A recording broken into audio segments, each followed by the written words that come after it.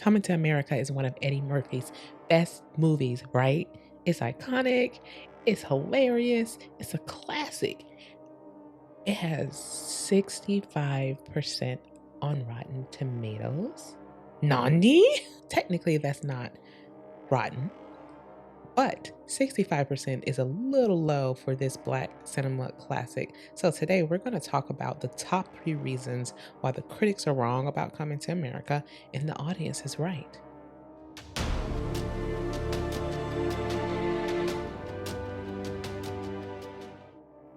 Number 3. Coming to America is perfectly written. Let me explain. So we have a actual critic from the New York Times who commented that Coming to America was a screenplay that seemed to have escaped its doctors before it was entirely well. Actually, Coming to America is perfectly written from a screenwriting standpoint. And let me explain and introduce you to the hero's journey. The hero's journey was coined by a guy named Joseph Campbell, who just studied Greek plays and stories like Shakespeare and Homer and Iliad and all that good stuff. And he realized that he was starting to see a pattern, and he developed what a lot of screenwriters now use to this day.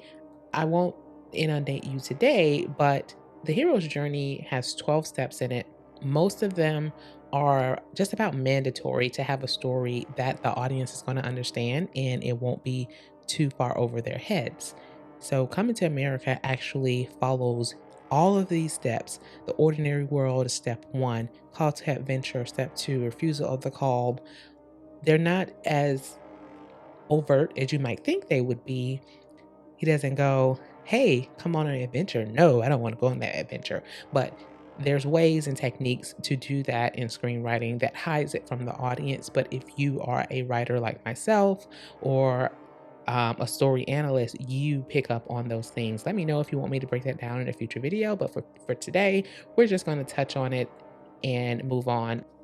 Number 2 reason why we think the critics are wrong about Coming to America is something that is actually a little sneaky, and it's watching movies outside of their time.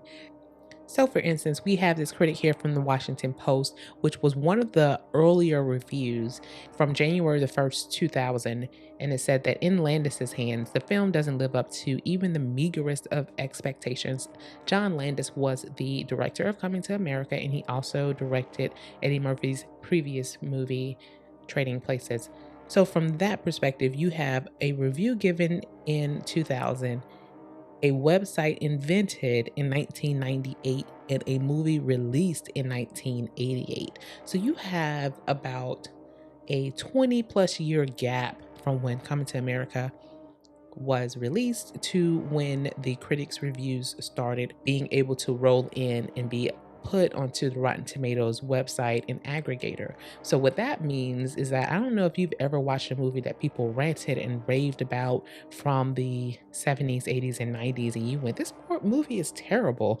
So what that does is watching movies outside of the time period that they were released is that you are a bit biased. You have this observation bias, and now your perceptions are colored by all of the pop culture and media you have consumed since the writing and release of that movie. So at the time, Coming to America was something that was very revered. It was actually number 3 in the box office, especially for a movie that had an all black cast. Literally, if you rewatch Coming to America, you just have this teeny, teeny, teeny moment where you have the Trading Places crossover, but those are the only white characters in Coming to America. So you have this movie that was a blockbuster in 1988, and then you have people who come in 20 years later. I'm assuming they do rewatch it, but still their perceptions and biases have been colored by all of the comedies, all of the romances, all of the Eddie Murphy movies and comedic movies they have watched since that time. So when you watch a movie outside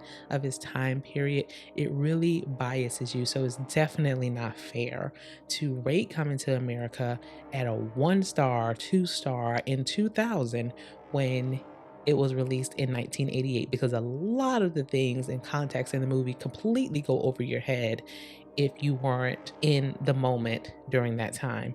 Which brings me to the top reason why the critics are wrong about Coming to America. So, number one, comedy is subjective.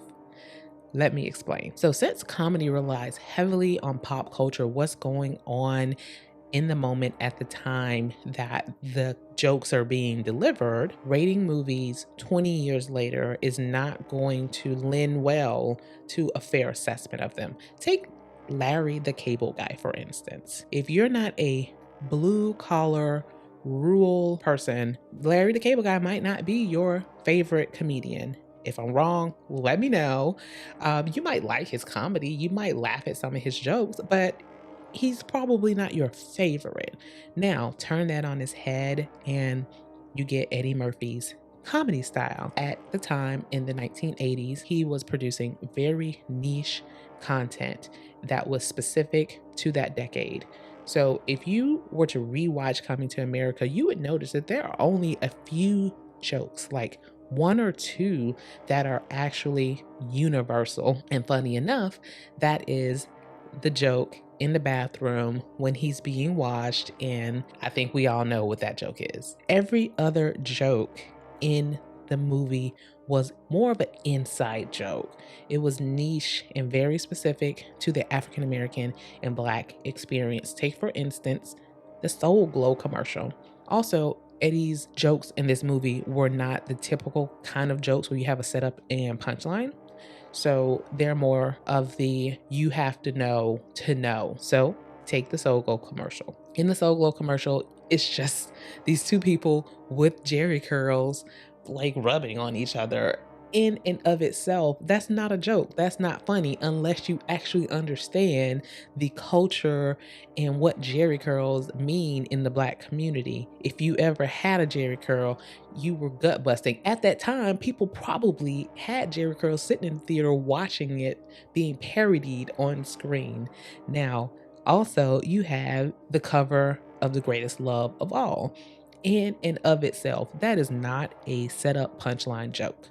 Okay, that is another inside joke within the Black community of how we have overkilled that song at graduations and other type of celebration ceremonies. But to critics who are going to watch this movie 20 years later and have absolutely no context and insight into the Black community, it's over their heads. It's not funny. It doesn't land. Comedy being subjective, unfortunately, is one of the reasons why I think that this movie wasn't favored well with people 20 years down the line who didn't get it. So, what do you guys think? Let me know. Here's the fun part. At Flickrensics, what we do is we take the audience scores, the critic scores, and weight the box office success and recalculate a score for our favorite movies. And for Coming to America, that gives it an 80%, which is redeemed in our book and in the eyes of the audience. And sometimes that's all that matters. Thank you for watching. Please subscribe, like, hit the notification bell, and tell me, what did you guys think? We put out new episodes every Sunday, so we would love to hear your opinion and tell us which movies you would like for us to analyze next. Let's connect on Facebook and Instagram. Until next week.